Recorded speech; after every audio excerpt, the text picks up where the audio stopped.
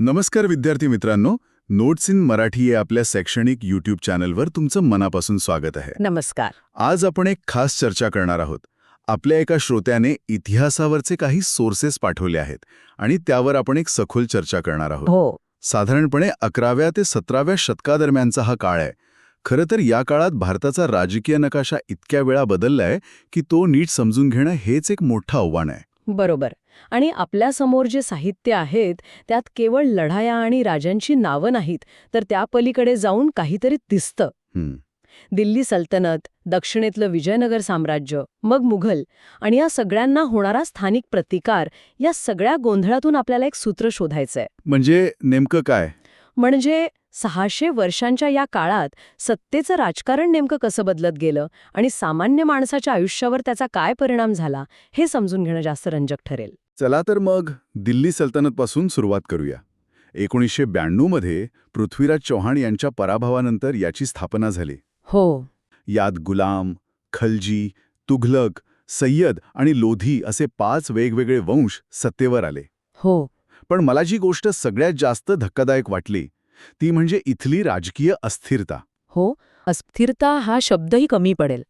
आपल्याकडच्या नोंदी सांगतात की 3 पैकी जवळजवळ 2 सुलतान आपल्या आधीच्या शासकाला संपून सत्तेवर आले. बापरे. विचार करा, याचा अर्थ काय होतो? कोणत्याही सुलतानाला खात्री नव्हती की तो उद्या सकाळी जिवंत असेल की नाही. म्हणजे कायम एक भीती. अगदी. यामुळेच एका सुलतानाचा सरासरी कार्यकाळ 9 वर्षांपेक्षा जास्त नव्हता. इतक्या कमी वेळात तुम्ही देश चालवणार कसा? आणि याच अस्थिरतेत अलाउद्दीन खलजीसारखा सुलतान येतो, जो स्वतःला सिकंदर सानी म्हणजे दुसरा अलेक्झांडर म्हणून घेतो. आणि तशी नाणीही पाडतो. हो. ही महत्वाकांक्षा आली कुठून? म्हणजे जगात कुणीही त्याच्या सत्तेला आव्हान देऊ शकत नाही असं त्याला वाटत होतं का? त्याची ती महत्वाकांक्षा पोकळ नव्हती. त्याने मंगोल आक्रमणे परतवून लावली होती, जे त्या काळात मोठं यश मानलं जात होतं. बरोबर. पण त्याच्या लष्करी यशामागे एक गडदबाजू होती. त्याचा सेनापती मलिक काफूर याने दक्षिणेत अक्षरशः धुमाकूळ घातला होता. तिथून लुटून आणलेल्या अमाप संपत्तीवरच सल्तनतीची प्रचंड मोठी लष्करी व्यवस्था उभी होती. ही एक प्रकारे लुटमारीवर आधारित अर्थव्यवस्था होती. म्हणजे एक चक्र होतं हे. बरोबर. सैन्य मोठं ठेवायचं, नवीन प्रदेश जिंकायचे, तिथून लुटायचं आणि त्या पैशावर पुन्हा सैन्य वाढवायचं. हे चक्र सतत सुरू होतं. म्हणजे विकासापेक्षा विस्तारावर जास्त भर होता. पण यानंतर आलेला मोहम्मद बिन तुघलक तर अजूनच वेगळा दिसतो. हो. राजधानी दिल्लीहून दौलताबादला हलवण्याचा निर्णय हे तर आजच्या काळातही कुणी विचार करणार नाही. खरंय. एका शहरातल्या लोकांना उठवून 700 मैल दूर दुसऱ्या शहरात घेऊन जाणं हे वेढेपणाचं नाही का? या मागे काहीतरी विचार असेल ना? विचार तर होता, पण तो व्यवहाराला धरून नव्हता. त्याला वाटलं की दौलताबाद हे भारताच्या मध्यभागी आहे, त्यामुळे तिथून संपूर्ण देशावर नियंत्रण ठेवणं सोपं जाईल. आणि मंगोल आक्रमणांपासून? हो, तोही एक मुद्दा होताच. पण इतक्या मोठ्या लोकसंख्येचं स्थलांतर करणं किती अवघड आहे याचा त्यांनी विचारच केला नाही. परिणाम काय झाला? उष्ण हवा, पाण्याची कमतरता यामुळे रस्त्यातच हजारो लोक मेली. शेवटी ही योजना पूर्णपणे फसली आणि लोकांना परत दिल्लीला यायला सांगितलं. या सगळ्यात लोकांचे प्रचंड हाल झाले. आणि त्याची टोकन करन्सीची कल्पना? हो, ती तर अजूनच. म्हणजे तांब्याच्या नाण्यांना सोन्या चांदीचं मूल्य देणं. हं. ही कल्पना तर आजच्या आपल्या कागदी नोटांसारखीच आहे. मग ती फसली का? कल्पना काळाच्या पुढे होती, पण अंमलबजावणी चुकली. त्या काळात नाणी बनवण्यावर सरकारचा पूर्ण ताबा नव्हता. अच्छा. त्याने तांब्याची नाणी सुरू केली, पण ती इतकी साधी होती की लोकांना ती घरीच बनवणं शक्य झालं. अरे देवा. बघता बघता बाजार बनावट नाण्यांनी भरून गेला. परदेशी व्यापाऱ्यांनी तर ही नाणी स्वीकारायलाच नकार दिला. परिणामी अर्थव्यवस्था पूर्णपणे कोलमडली. आणि मग? शेवटी तुघलकालाच लोकांकडून ती तांब्याची नाणी घेऊन त्या बदल्यात सोन्या चांदीची नाणी द्यावी लागली. शाही खजिना रिकामा झाला. म्हणजे चांगल्या कल्पनाही योग्य वेळेला आणि योग्य पद्धतीने राबवल्या नाहीत तर किती विनाशकारी ठरू शकतात याचं हे उत्तम उदाहरण आहे. अगदी. पण या काळात फक्त आर्थिक नुकसानच झालं का? सोर्सेसमध्ये मंदिरं आणि शिक्षण केंद्र नष्ट केल्याचाही उल्लेख आहे. हो, आणि यामागे अनेक कारणं होती. लूट हे एक महत्वाचं कारण होतंच, पण त्याचबरोबर मूर्तिभंजन म्हणजे आयकोनोक्लाझम ही एक म्हणू शकतो की धार्मिक राजकीय प्रेरणाही होती. म्हणजे काय? जिंकलेल्या प्रदेशातील लोकांचा मनोधैर्य खच्ची करणं आणि आपली सत्ता ठसवणं हाही त्यामागचा एक हेतू होता. हो, याच काळात गैरमुस्लिमांवर जिझिया कर लावला गेला, कागदोपत्री हा संरक्षणाच्या बदल्यात होता, पण व्यवहारात तो एक प्रकारचा आर्थिक भार आणि दुय्यम नागरिकत्वाची भावना देणारा ठरला. तर एकीकडे दिल्लीत ही उलथापालथ सुरू असताना दक्षिणेत एक नवीन आणि प्रचंड मोठं साम्राज्य उभं राहत होतं, विजयनगर. बरोबर. हरिहर आणि बुक्क या दोन भावांनी याची स्थापना केली. यांच्या स्थापनेची कथा खूपच रंजक आहे. अगदी. ती लोककथा या साम्राज्याची वृत्ती दर्शवते. कोणती कथा? जेव्हा या दोन भावांनी एका शशाला शिकारी कुत्र्यांच्या कळपाचा पाठलाग करताना पाहिलं, तेव्हा त्यांचे गुरु विद्यारण्य यांनी त्यांना सांगितलं की ही भूमी शौर्याची आहे. अच्छा. इथेच तुमची राजधानी असली पाहिजे. या छोट्याशा घटनेतून प्रेरणा घेऊन त्यांनी एका अशा साम्राज्याचा पाया घातला जे पुढची 2 शतकं दक्षिणेतली एक महाशक्ती म्हणून ओळखलं गेलं. आणि या साम्राज्याचा सुवर्णकाळ म्हणजे कृष्णदेवराय यांचा काळ. हो. ते फक्त एक महान योद्धेच नव्हते, तर कला आणि साहित्याचे मोठे चाहते होते. त्यांनी स्वतः अमुक्तमाल्यदा नावाचं महाकाव्य लिहिलं. बरोबर. आणि त्यात त्यांनी एक राजा कसा असावा याबद्दल लिहिलं आहे. कमाल आहे. इथेच शासकामधला फरक दिसतो. तुघलकसारखे शासक जिथे आपल्या कल्पना लोकांवर लादत होते, तिथे कृष्णदेवराय सुशासनावर ग्रंथ लिहित होते. खरंय. त्यांच्या काळात हम्पीमध्ये झालेलं बांधकाम, विशेषतः विठ्ठल मंदिर, हे अद्भुत आहे. तिथले संगीत स्तंभ आहेत ज्यांना वाजवल्यावर संगीताचे सूर निघतात. हो, मी ऐकलंय याबद्दल. विचार करा, त्या काळातल्या स्थापत्यशास्त्रज्ञांनी दगडातून संगीत कसं निर्माण केलं असेल. हे केवळ बांधकाम नाही, तर विज्ञान आणि कलेचा संगम आहे. सल्तनतीला फक्त विजयनगरकडूनच आव्हान नव्हतं, बरोबर? नाही, अजिबात नाही. पूर्वेकडे गंगा राज्याच्या नरसिंहदेव प्रथम यांनी तर सल्तनतीच्या गव्हर्नरला हरवून कोणार्कचं सूर्यमंदिर बांधलं. हो, विजयाचं प्रतीक म्हणून. आणि पश्चिमेला मेवाडचे राणा कुंभा. त्यांनी कुंभलगडचा किल्ला बांधला, ज्याची भिंत ग्रेट वॉल ऑफ चायनानंतर जगातली दुसरी सगळ्यात लांब भिंत मानली जाते. म्हणजे प्रतिकार चौफेर होता. हो, यावरून एक गोष्ट स्पष्ट होते की दिल्लीत बसून संपूर्ण भारतावर एका हाती सत्ता गाजवणं जवळपास अशक्य होतं. अगदी. स्थानिक सत्ता नेहमीच आपलं स्वातंत्र्य आणि संस्कृती जपण्यासाठी लढत राहिल्या. आणि याच काळात दिल्ली सल्तनत कमकुवत झाली आणि एका नवीन आक्रमकासाठी दारं उघडली गेली. बाबर 1526च्या पानिपतच्या लढाईने सगळं चित्रच बदलून टाकलं. हो, कारण या लढाईत पहिल्यांदाच दारुगोळा आणि तोफखान्याचा इतका प्रभावी वापर झाला. म्हणजे तंत्रज्ञानाने विजय मिळवला. एक प्रकारे हो. इब्राहिम लोधीच्या प्रचंड मोठ्या सैन्यासमोर बाबरचं सैन्य खूप लहान होतं, पण त्याच्या आधुनिक युद्धतंत्रामुळे तो जिंकला.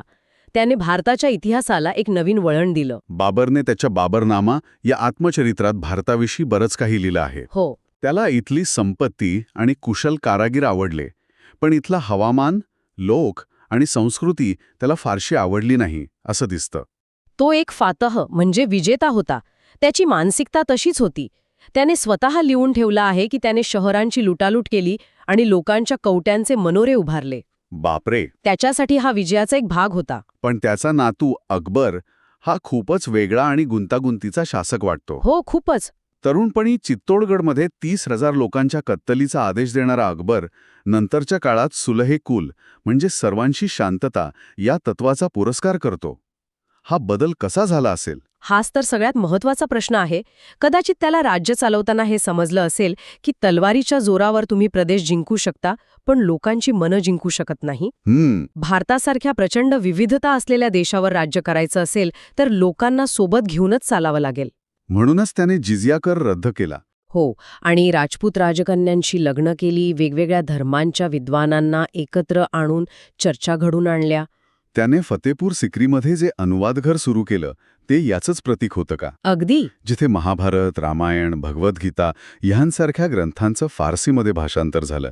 महाभारताच्या भाषांतराला रजमानामा म्हणजे युद्धाचे पुस्तक असं नाव दिलं. हो. हे फक्त एक साहित्यिक काम होतं की यामागे काही राजकीय हेतू होता? हा निव्वळ साहित्याचा छंद नव्हता. ही एक मोठी राजकीय खेळी होती. तुम्ही ज्यांच्यावर राज्य करत आहात त्यांची संस्कृती, त्यांचे विचार समजून घ्या, हा त्यामागचा संदेश होता. अच्छा. रजमानामा तयार झाल्यावर त्याची सचित्र प्रत बनून ती सगळ्या महत्वाच्या सरदारांना पाठवली गेली.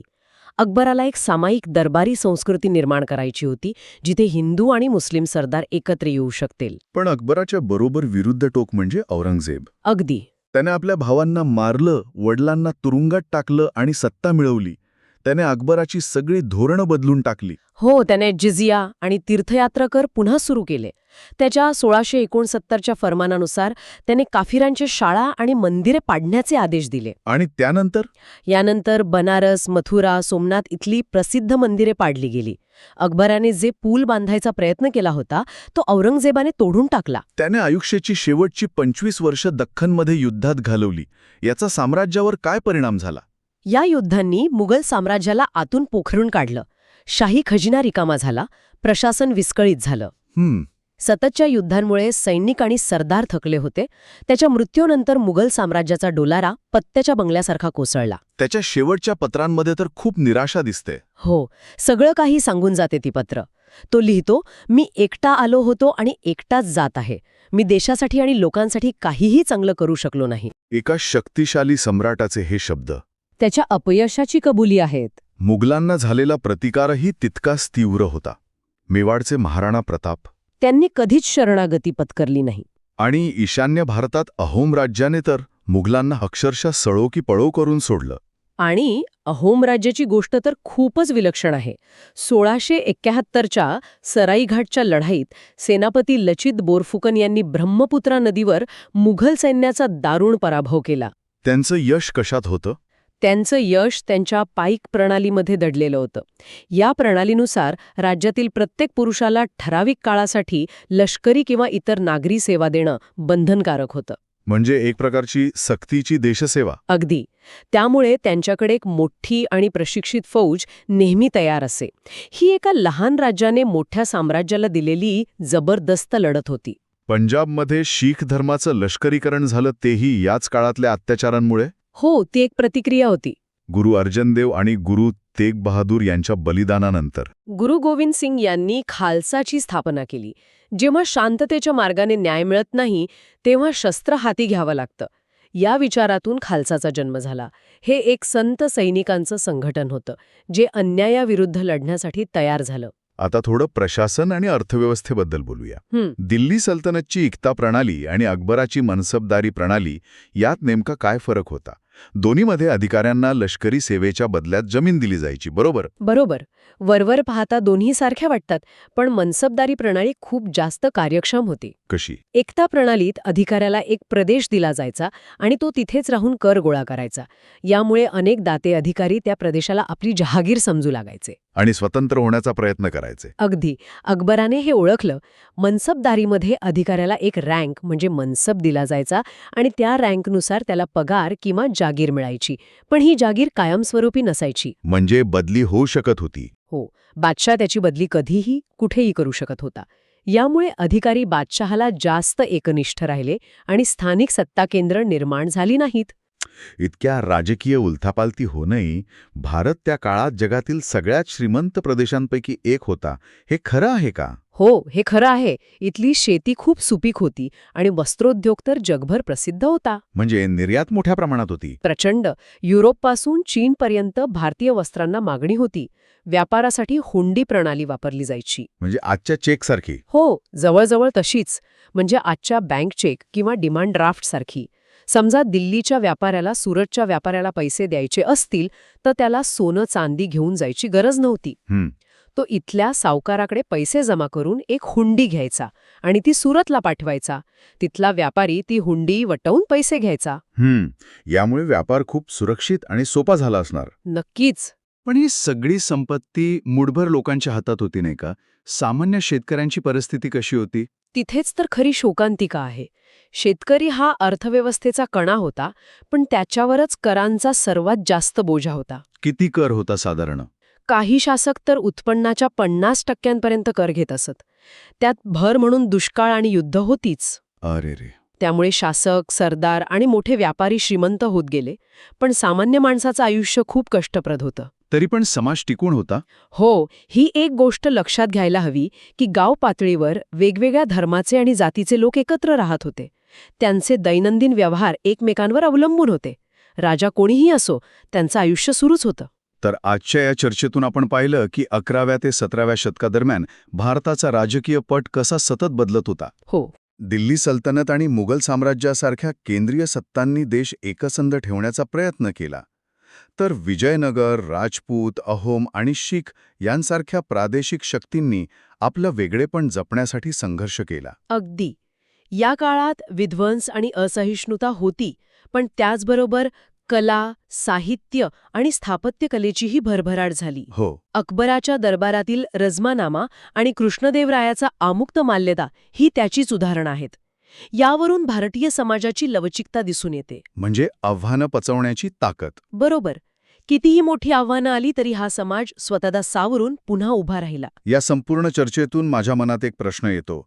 आपण पाहिलं की साम्राज्य उभी राहिली आणि नष्ट झाली, शासक आले आणि गेले, पण गाव पातळीवरची सामाजिक आणि आर्थिक रचना मात्र टिकून राहिली. हो. मग कोणत्याही समाजाची खरी ताकद आणि सातत्य हे त्याच्या राजकीय नेतृत्वात दडलेलं असतं की त्याच्या मुळाशी असलेल्या या सामाजिक आणि आर्थिक रचनांमध्ये? ह्यावर विचार करायला नक्कीच हवा.